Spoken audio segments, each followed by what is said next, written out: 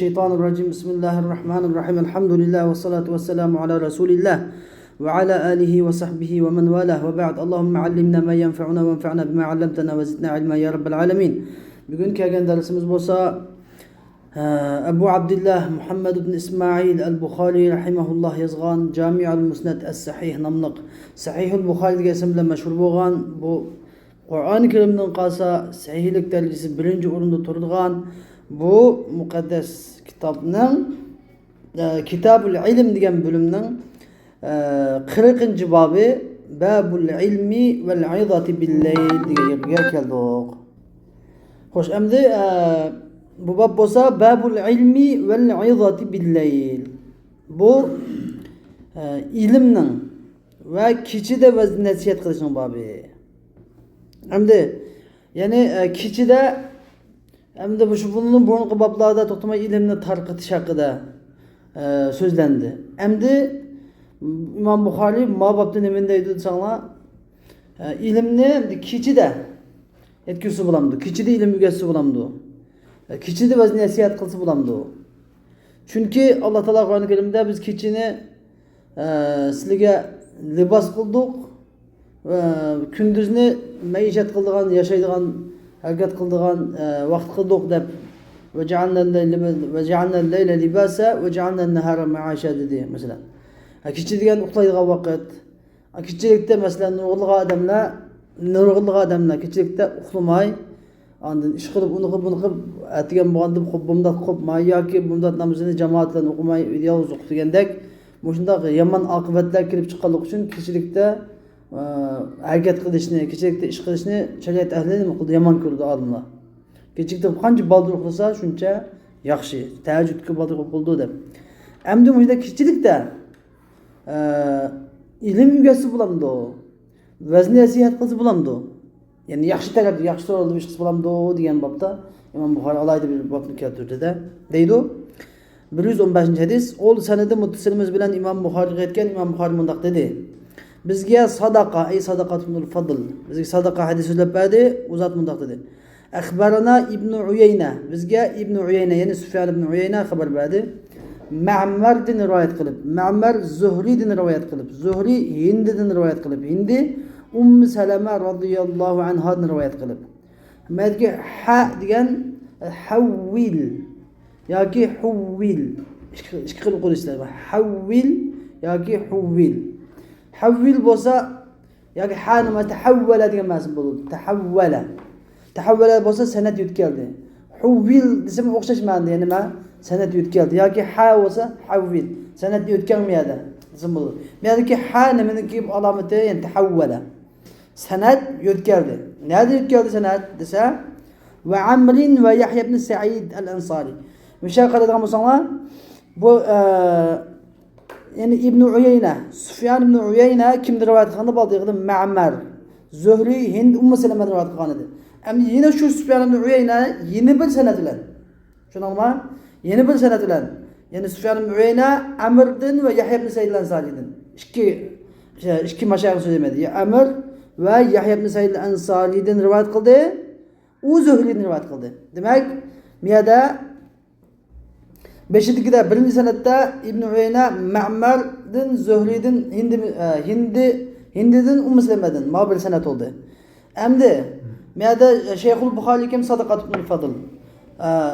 Buxoriyning shayxining kim Sufyan ibn Uyayna. Endi Sufyan ibn Uyayna'ning ikki sanati bor ekan bo'lsa, birinchi sanatda Ma'mardan, Zuhridan, Hindidan, Salamadan rivoyat qildi. Ikkinchi sanatda İbn Uyayna Amrdan va Yahya ibn Sa'iddan Ansari'den, Zuhri'den, an İmratin Salama. Bir ayaldan Salama radıyallahu anh'dır. Şunalım mı? Bir yerdeki ne mi şu sizlerle arkadaşlarla mümkün? Acayip bu hiçbir fark yok ya buna desanlar farkı var. Fakat bir Hind diyen isim bilen kelgen, mandi İmra diyen bilen kelgen. Şunalım mı? İmam Buxori'nin inçikideki karanlamaya. Hadis muhaddislarınki Allah bulardan razı olsun. Ne kadar inçike senette. Yani nemi üçün o Amr bilan Yahya ibn Sa'id al-Ansari'ni birga keltirdi, ikkisini anladım der. Nemi üçün Ma'marni ayrim keltirdi desa, chunki Ma'mar yolg'iz Hind deb uchiq degan. Amma Yahya ibn Sa'id al-Ansari bilan Amr qanday degan mashkulan İmra adab ikkisi birlikte imra degan gapni birlikka kelgan uchun ikkisini birga ikisini angladim deb keldi billah. Ammo Ma'mar degan Ma'mardan faqatlam Hindin deb ismli atqanlik uchun uni ayrim keltirdi bir. Yeni bir savol. Nima uchun unda bo'lsa ikkilarning qilgan rivoyatini oldiga qo'ymay bir odamning rivoyatini oldiga qo'ydi. Aslida ikki odam rivoyat qilgan bo'lsa nima bo'ladi? Dalilsi deb qilganlarcha nima bo'ladi? İki adam qilgan hadisning rivoyatining dalilsi nima bo'ladi? Bizga kelish yo'lida e'tibor bilan bi usulihi ilayna aziz. Anda onda bir odamning bir adam rivoyat qilgan bo'lsa nima bo'ladi? Farq g'arib bo'ladi ama o'ylab qo'yganlar. Nima uchun azizning oldiga g'aribni qo'ydi desanglar? Sababi qanday desanglar? Chunki bu yerda hadisniki illat yetkazadigan ishlarning birinchidan imraa, rajul degandek bunda nima kelib qolsa, natunish ismi yo'q odam kelib qolsa, bu sal hadisniki saviyasini tuvanroq cho'kizib qo'ydi. Ammo yana bir shu hadis udul qidg'aydisdan birisini qilgandan keyin u ayolning ismini ushqib olsa, yenib degandek bu nima yo'qlab ketadi. Bu illat yo'qolib ketadi. Tushundingizmi? Shuning uchun uchuq ism bilan kelganini oldin qo'yishni sabab ma'lum. O'ylanaman bu yana Imom Buxoriy deganning hadis ilmidagi inchikiligi deganni u mashalloh tabarakalloh bu bir mo'jiza xarakterlik hamdir. Bu shunda ishga diqqat qilishinglar kerak. Uyda kelsang olmaydi bu yerda. Men muhaqqiq olim bilan desam, bo'lmasa shunda olim bo'lsa, masjid imom bo'lsa shu minbarga chiqib jumada xutba qo'yishni istagaydi. Shunchalik. Ummu Salama radhiyallohu anha rivoyat uzat mundaq dedi: "İstayqalan Nabiyyu sallallohu alayhi ve sellem zata leyla." Peygamber sallallahu aleyhi ve sellem bir kişisi uyg'ondi. Uyg'ondi da mundaq dedi: "Subhanallah. Maza unzila leylete minel fitan." Bu kecha tushirilgan fitneler nima bu? Nima bu? Bu kecha tushirilgan fitneler. Ve maza futiha minel hazain. Bu kecha ochilgan xazinalar nima ha bu? Deb shunday dedi. Yani hayron qolgan demakchi o'g'ni bu kecha nurg'ulg'an fitnalar chiqib ketdi ha. Nima degan ko'p fitnalar bu? Nurg'ulg'an xazinalar ichida ha deb payg'ambar taajjub qilgan. Endi müşahidimiz nimani bilalaymiz desanglar, ya'ni birinchidan inson qachon bir bundaq qo'shqo'shlik ishni ko'rgan vaqtida yoki qattiq qo'shilib shukr etishlik ishni ko'rgan vaqtida nima bo'lish kerak ekan? Subhanalloh deyish sunnat. Subhanalloh degan gapni qattiq hayron qoladigan, taajjublanadigan, hayron qoladigan, aqli g'am qoladigan ishni ko'rganda vojona qolmay Subhanalloh deyish kerak. Darhol bizning asiyatimiz mushu taajjubli şeylarni amaliyotda vujudga chiqargan egisi Allohga yanish kerak. Shuningmi bil. Ikkinchidan, endi bu bilan chiqadigan ma'noda desanglar, ya'ni payg'ambar alayhisolamning shu kechasi nima tushgan edi? Ya'ni payg'ambar alayhisolam vafotidan keyin dunyoga kelgan, masalan, Usmon roziyallohu anhu zamonidagi fitnalar, Ali roziyallohu anhu zamonidagi fitnalar va ummatning orasiga fitnalarning hammasi payg'ambar alayhisolam shu kechasi ilmul g'aybni Alloh taolo bildirgan edi ruxsat bilan. Shu kechasi shu g'ayb ilmlarni bilib Rasulullohni deb qo'rqib ketgan edi. Bir, shu subhanalloh degan edi. Ikkinchi, xazina ichilgan xazinalarni, masalan, Romning xazinalari, Farisning xazinalarini hammani payg'ambar alayhisolam oldin ola bilgan edi Alloh taolaning bildirishi bilan. Bilib shu uchun xazinalar ichib ketgan, shu xazinalarning sababidan bir pul mol dunyo kengayib ketgandan keyin ummatimga chechib turgan fitnalar deb o'shandan payg'ambar bir tarafdan qo'shilib, bir tarafdan qo'rqib ketgan va taajjublangan. Unganidan nima qildi? Rasululloh subhanalloh deb qabul o'tdimi desa, unda demadi. Balki dediki, "Ayqidu sawahibal hujar." Sizlar hujrining egilarini uyg'otinglar. Hujrining egilarini uyg'otinglar degan gap, demak, bu yerda uyg'otinglar degan gapni biz nima deb oldik hozir? Mishadiki, bob bilan munosabatni bildik. Uyqu tushgan qanday chog'da normalda kechida bo'ladi. Uxlash. Uyqu tushganga uxlab qolgan odamni bo'ladi. Uxlab qolgan odamni uyg'ot emas. Uxlash degan normalda qanday chog'da bo'ladi? Kechida bo'ladi. Unda bo'lsa Imom Buxoriy bu yerda nasihat qilish uchun hatto mandan burun bu yerda yeni bir gap keltiryapti. Mandan burun Imom Buxoriy nima keltirgan edi? Payg'ambar alayhisalom nasihatlarni kun oyliq qilib beradi. Har kuni qilib bermay, kun oyliq qilib beradi. Sahabalarmı hatta İbn Abbas radıyallahu anhu hepsi iş gün kıpır etti. Allah başkaları sorganda nemi üçün kıpırmayız degende meselenik ki zevk bitişinlerini koku mende etti. Endi yani demek bunu da bizim bilgeni dök, demek ilimni gütüş yoki tabiiy cemaat gelişlerini kişilerge ig'ir gelmegen ahvolda, xohlab turgan ahvolda qilish kerak, xohlamagan ahvolda qilmas kerak degan bir ishni bilgani yo'q, ha? Shundaymi? Lekin mayada endi Imom Buxoriy nima keltirdi, miyada nimani bildi? Biz miyada nimani bildik bilamsizlar? Darhol bildikki, demek bu qoida umumiy emas ekan. Belki bazen yani istisnai çağlarda tasadifi mesela xatarlik ahvollar yuz bergan, fitna fasodlar qo'yilgan, ya baloyi ofat kelgan, ya bir shum xabar o'ylangan vaqtlarda anda ular ko'ngil tortgan chog'da nasihat qilaman, ilm o'qitaman degan gap amaldan qoldi. U chog'da darhol uxlab qolganni uyg'otib, g'ofil qolganni sagitib, darhol Alloh taolo tarafiga qaytish kerak degan gapni bizga bir vaqt tushunadi. Tushunamizmi? Shuning uchun ayqidu sawahibal hujar. Yani hujra egalarini uyg'otinglar degani yani Rasulullah'niki azvaj mutahharatlarını, ummahatul mu'minin demekçi. Yani hamma ayatların hamma uyg'otinglar, hammasi qopsin, hammasi Alloh taologa qiyam qilib duoda bo'lsin, hammasi ibodat qilsin. Deb Payg'ambar ham shunday dedi. Nima ish qilganlarni buyurdi, boshqalar buyurmaydi desa, chunki Payg'ambarning huzurida bor shular edi shu vaqtdagi, endi bor shular edi. Endi demak bu hukmi xos bo'lgan bilan hammalarga am. Yani bunu nimani bilamiz? Qachon bir baloy azobet kelsa, ya bir shum xabar, odamni qo'rqitadigan haqida bir ish kelsa, xiyoli yurmay darhol Alloh taolo deb qaytish va g'ofil qolganlarni yolondirish degan hukm chiqdi. Yani shunaqami? Shu Payg'ambarimiz dediki, "Farubba kasiyatin fid dunya, aliyatun fil akhirah." Farubba kasiyatin fid dunya, aliyatin fil akhirah yoki aliyatun fil akhirah. İki xil var durus. Yani farubba degan nurg'unligan dunyoda kiyim kiygizilgan odamlar, ayollar aliyatun fil akhirah, oxiratda yalang'och qoluvchilar deydi. Buni degan gap desa, yani bu dunyoda Alloh taoloninki ne'matlarini yeb, Alloh taoloninki shunday ne'matlar bilan ne'matlar bo'lib ketgan odamlar va bu dunyoda uning shukrsizidan yalang'och bo'lib qolganlar. Ya'ni uning shukr etmaganlar. Alloh taoloning ne'matini yeb, tuzini jaqqan, ne'matga tuzgo'lik qilgan, ya'ni Alloh taoloning ne'matiga shukr etmaganlar oxiratda nimadan yalang'och qoladi? Ne'matdan yalang'och qoladi. Bu dunyoda keladigan ne'matni kelganlar, ne'matlar bo'lganlar, ne'mat kiyimini kelganlar va u ne'matga shukr etmaganlar oxiratda bu ne'matdan yalang'och qoladi. Tushundingmi? Endi ba'zilar bu dediki, nafsiga zohir hukm qilganlar bor. Yanimda bu dunyoda kiyimni ko'p kelganlar, masalan, haddidan ziyoda balki normalde kiyim, evet boşta alacak kiyim olsa birini yursa yine beni almasıp kerak değil. Normal kiyimden ziyade kiyimni jak kelganlar, qiyomat kuni kiyim yo'q, yalang'och qoladi degan bunda shayx qilgan va Alloh taolo qana bersin. Chiqib qanday bo'lsin, normal bo'lish kerak. Qanday narsani deb kelsa, isrof bobi bo'lib qolsa xatarlik. Xo'sh, endi 41-bab babu as-samari bil ilmi. Yani ilim bilen mundishning babi deydi. Bu babma yani oldingi bab bilan munosabatlik. Yani şu ilim samar degan nimasi kichida mundishish, paranglashish degan.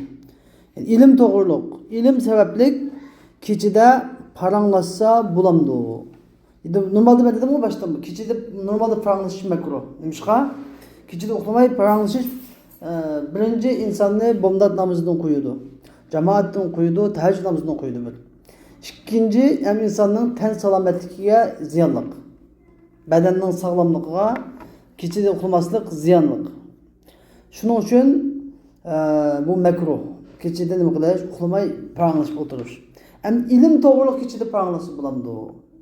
Boshqa gap emas desa, buni yana babni keltirib, xuddi ilgirki dalil keltirgandek dalil keltiryaptiki, 116-hadis Ol sanadi muttasilimiz bilan Imom Buxoriy aytgan, Imom Buxoriy mundaq dedi. Bizga Said ibn Ufayr hadis so'zlab berdi. U zot mundaq dedi. Menga Layth hadis so'zlab berdi. U zot mundaq dedi. Menga Abdurrahman ibn Khalid ibn Musafir ibn Shahabdan rivoyat qilib hadis so'zlab berdi. Ibn Shahab Salimdan rivoyat qildi. Salim Abi Bakr ibn Sulaymon ibn Abi Hasmadan rivoyat qildi. Abi Bakr ibn Sulaymon ibn Abi Hasma Abdullah ibn Umar radhiyallohu anhu mundaq deganligini rivoyat qildi. Abdullah ibn Ömer radıyallahu anh dedi. Salla lenen nebiyyü sallallahu aleyhi ve sellem el-işâ fi ahir hayati.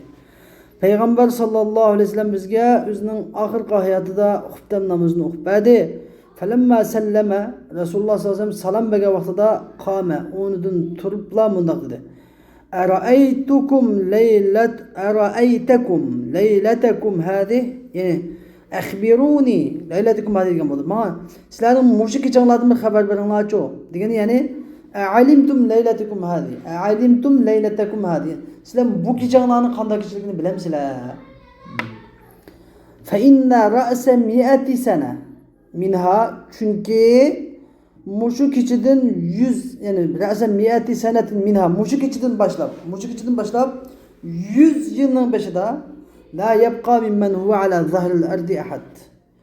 Mana mushu bugungi kunda zimin yuzining ustida turayotgan odamlardan hech kim qolmaydi. Fa inna ra'sa mi'ati sanatin minha, yani mushu kechidan xo'sh, endi bu hadisdan chiqadigan mazmunlar nima desanglar? Peygamber sallam ne demek çivede? Dese Peygamber aleyhisselam şu kişide Peygamber aleyhisselam, yani şu kişide şu zamanda turvatkan kişiler, şu vakti bab olan, bu kişinin kim giremez, şu vakti bab olan kişiler 100 yıldan keyin hiç qaysi yeryüzünde kalmaydı degan bir möcize arqali Peygamber aleyhisselam şu bir nima haber verildi. Onu keledi mushu xabarni deb berdi. Bu nima degan gap san? Hammadan hayron qolsizlar. 100 yil deganda adam qolmaydi, odamdan biladi deysizlar. Bu nimadan xabar berdi desanglar? Yani Peygamber sallam deydiki, mening ummatlarimning umrlari qisqa demoqchi Peygamber.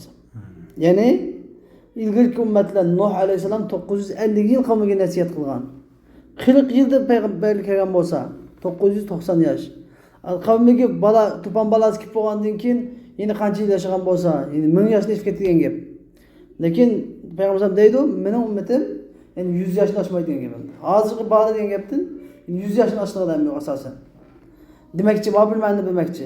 Amaliyotda Peygamber alayhisalom deganidek, Peygamber alayhisalomniki so'zni qilganda tortib 100 yildan keyin hech qanday sahoba qolmagan edi. Hech qanday sahoba qolmadi, tushunamizmi? Hijratning 100-yildan hisob qilgan bo'lsa hech qanday sahoba qolmaydi. Demek Peygamber sallallahu aleyhi ve sellem mucize karakterlik bo'lgan edi. En uzun ömür ko'rgan sahabimi, 100 yoshni oshgan sahabimi, u Peygamber sallallahu degan 100 yoshni oshmagan edi, 100 yilni oshmagan edi. Undan keyin bu nimani da'vat qildi desa, anda olgandan keyin umringlar qisqa bo'lgandan keyin, ilgari ummatga o'xshamagandan keyin bu qisqa umrda ibodat qilishga oldiranglar. Faydalı amellerini kılınlar, faydasız amellerini kılmanlar. Faydası köp boğan, yüzü az boğan, faydası köp boğan. İşlerini tanılanlar, işlerini da. Dep bir Peygamber bizge bir eski yetiş bir vatıdı.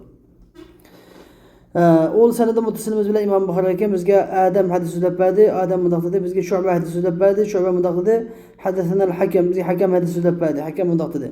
Semi'tu Sa'id ibn Cübeyr'in. Ben Sa'id ibn Cübeyr radıyallahu anhu'dan anladım deydi. Sa'id ibn Cübeyr radıyallahu anh intayin kattı bir tabi'emdi o. Acayip kattı alim. Bek takvadar. Bu zat ne? Hüccaz zalim şehit kılıp etken. Sa'id ibn Cübeyr radıyallahu anhu'dan anladım. İbn Abbas radıyallahu anhu'dan anladım. İbn Abbas radıyallahu anhu'dan anladım. Bittu fi beyti khaleti. Mening hammam Meymune bintil Haris, Peygamber sallallahu aleyhi ve sellem'nin ayali, müminlerin anasının kışıda uyda kondum deydi. Ve kânen nebiyyü sallallahu aleyhi ve sellem indaha fi leyletiha. Peygamber aleyhisselam şu Meymune anamızdaki keçisi, nöbet keçisi de Meymune anamızın kışıda idi. Fesallen nebiyyü sallallahu aleyhi ve sellem el-işâ. Peygamber aleyhisselam huftem namazını okudu. Thumma caa ila manzili, andaki özünün uyuga keldi, manziliga degan gap, o'zidagi yatadigan yeriga keldi. Fasalla 4 rakat. Yani xuftan namozi o'qigan, xuftan namozni tabiiy masjidda o'qiydi Peygamber, masjidda jamoatda o'qiydi. Undan keyin manzili degan gap o'ziniki shu Maymuna onamizning uyidagi manzili joyiga keldi. Fasalla 4 rakat, andaki 4 rakat namoz o'qidi. Kapilab. Thumma nam, andaki uxladi, andaki qopdi. Thumma qal, andaki Peygamber sallallahu aleyhi ve sellem dedi. Namal g'ulayyim. Şakiçik uxlab qoldimi? Şakiçik. Ulayim degan gap şakiçik degan gap, ya'ni ela kichik bola degan gap. Yani İbn Abbas yazgan demakchi, akillat bismida endi. Ela qimuduk kichik bola uxlab qoldimi? deb shunda dedi. Ev kelimeten tushbihuha. Ya şunun o'xshaydigan bir kelimani dedi. Thumma qam. Andiki Rasululloh sallallohu alayhi vasallam turdi fa qumtu an yasari. Namoz o'tirdi demakchi. Namoz o'tirib edi. Men Rasulullohning chap tarafida turdim dedi. O'ng tarafida turmay chap tarafida turdim. Fa ja'alani an yaminihi. Rasululloh meni o'zining o'ng tarafida qilib qo'ydi. Bir rivoyatda quloqimdan tortib kelib, mana quloqdan tortib kelib, o'ng tarafimga ekib qo'ydi degan rivoyatim bor. Fa salla 5 rakat. Andiki 5 rakat namoz o'qidi. Thumma salla rakatayn. Andiki 2 rakat namoz o'qidi. Ammo 5 rakat namoz nima bo'ladi? Demak, Payg'ambar 4 rakat namoz o'qigan bo'lsa, uni keyinidan yeni 4 rakat namoz o'qigan bo'lsa, 8 rakat tahajjud bo'ladi. 1 rakat vitr o'qigan bo'lsa, qancha bo'ldi? 8 rakat namoz, 9 rakat namoz o'qigan bo'ldi. Yoki bo'lmasa 4 rakat, keyin 5 rakat o'qigan bo'lsa, masalan, dastlab 4 rakat, 2 rakat nima bo'ldi? 6 rakat tahajjud, 3 rakat vitr masalan. Shunda. Summa salla rakatayn. Andiki 2 rakat namoz o'qidi deydi. Ya'ni, mana 2 rakat ham bomdodning 2 rakat sunnati bo'lish ehtimoli yuqori. Summa nama andiki bir o'sha uxladi hatta samiyatu ghatitahu aw khatitahu degan. Rasulullohning man ghatit chiqindi ma'nosi o'xshash. Ya'ni xo'rak tartqindan xo'rak degan. Ya'ni buni uxlovchining chiqargan ovozi. Ya'ni xo'rak tartqinini angladim.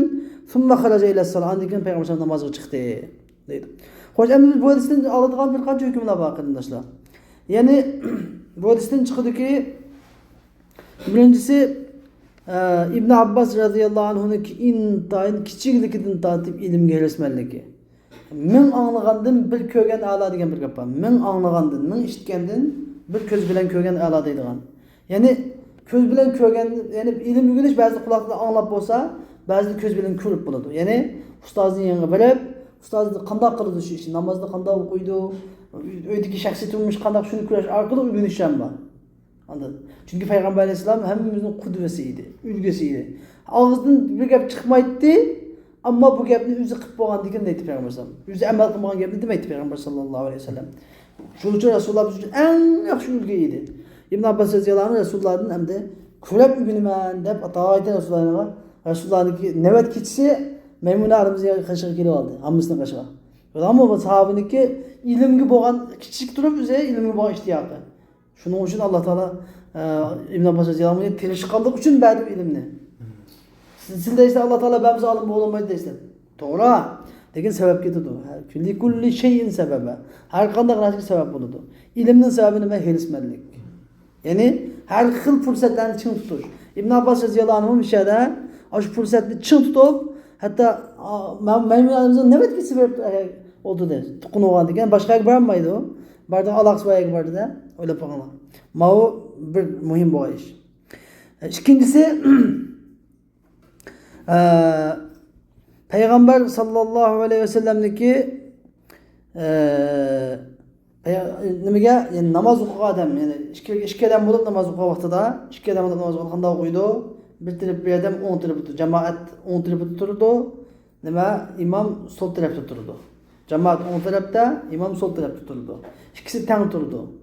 Mao hukm chiqadi. Yani çünkü İbn Abbas radıyallahu anh Resulullah'ın çift tarafında turganda Resulullah ta'ala o'ng tarafga ekib qo'ydi. Bu ishning muhim ekanligini. Qanday tursa bu shu qoida va nizom bor degan. Onun da yeni bir çıkılan hüküm kasıt insanlar nafil namazlarda cemaat bo'ladi. Nafil namazlarda imam bulup cemaat namazı bo'ladi degan gap chiqadi. Normal vaqtda Ramazondan boshqa holatlarda mu nafil namazlarda imam cemaat bo'lib o'qisa bo'ladi degan hukm chiqadi. Undan keyin yana birisi Peygamber sallallohu alayhi vasallam bomdat namozdan keyin yetib turib uxlab qo'yayotgan ovozni anglandi.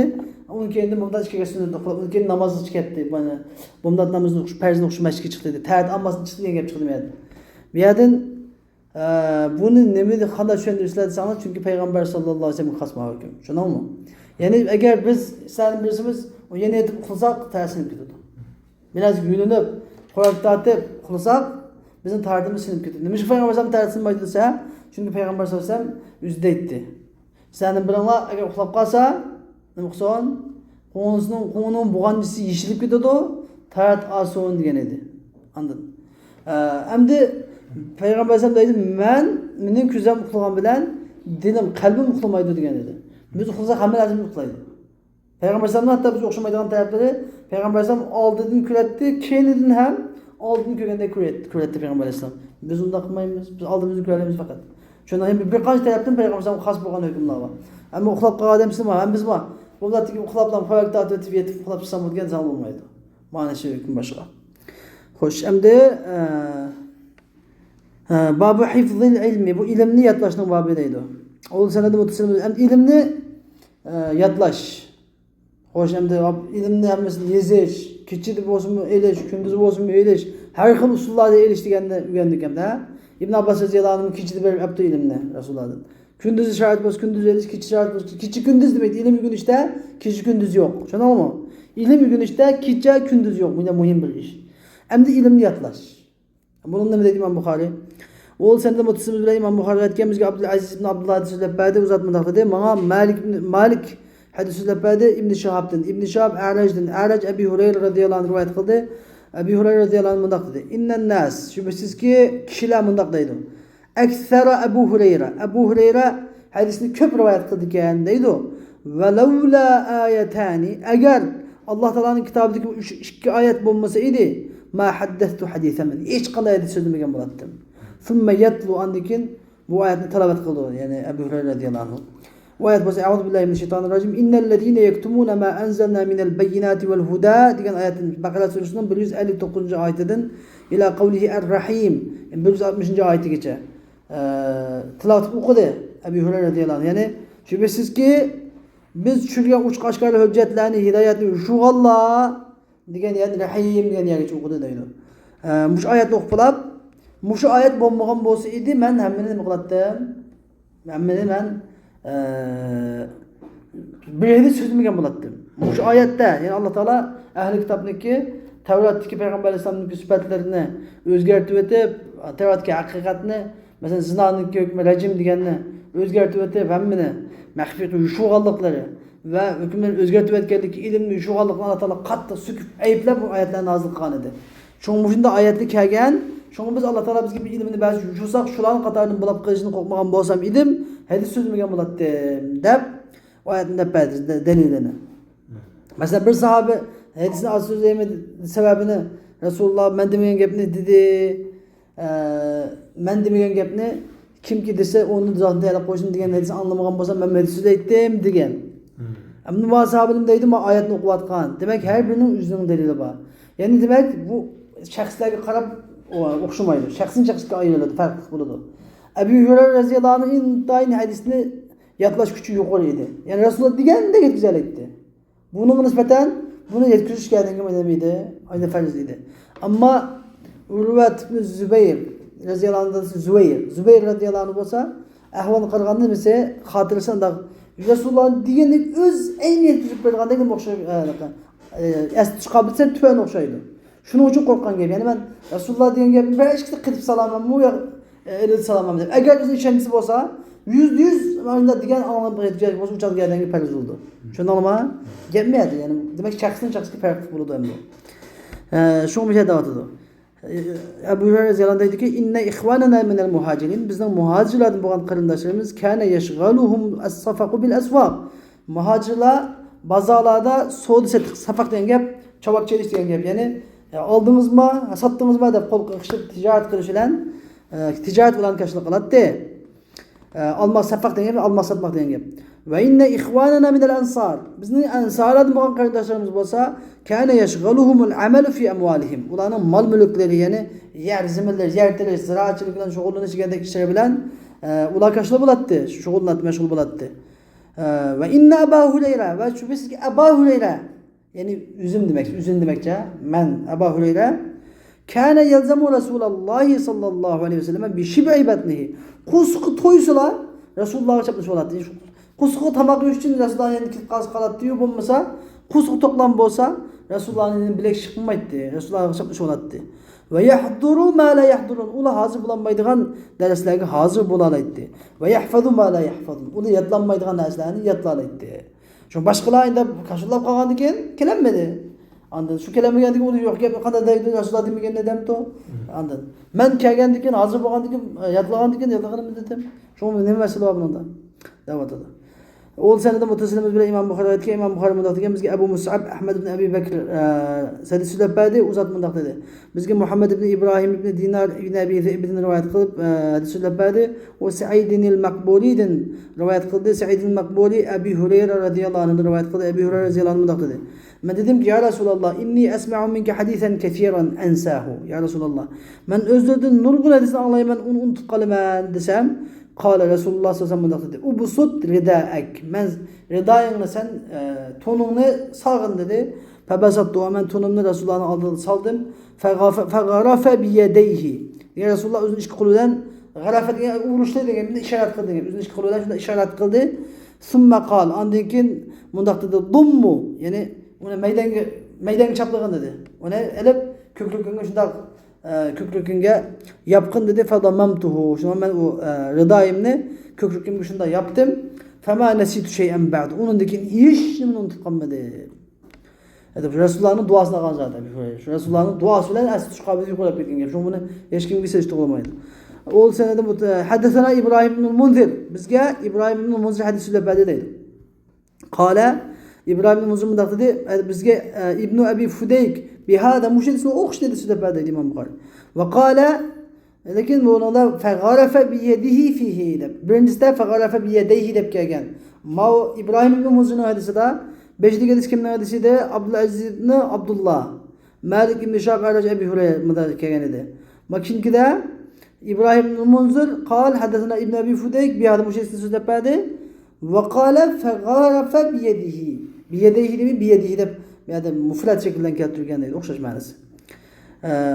102. hadis ol senede mutasimiz bile İmam Bukhari aytgan. İmam Bukhari mındak degan bizga İsmail hadis so'zlab berdi. İsmail mındak dedi. Manga mening qarindishim İbn Abi Zib mening qarindishim İbn Abi Zib'dan rivoyat qilib so'zlab berdi. U Sa'id al-Maqburdan rivoyat qildi. Sa'id al-Maqburi Abi Hurayra radhiyallohu anhu rivoyat qildi. Abi Hurayra radhiyallohu anhu mındak dedi. Hafiztu min Rasulillah. Men Rasululloh sallallohu alayhi vasallamdan vi'ayni ikki qochini yodladim degan gap, ya'ni ikki turlik bilim. İki qochi bilim degan gapi ikki turlik bilim demakchi. فَأَمَّا أَحَدُهُمَا فَبَثَثْتُ.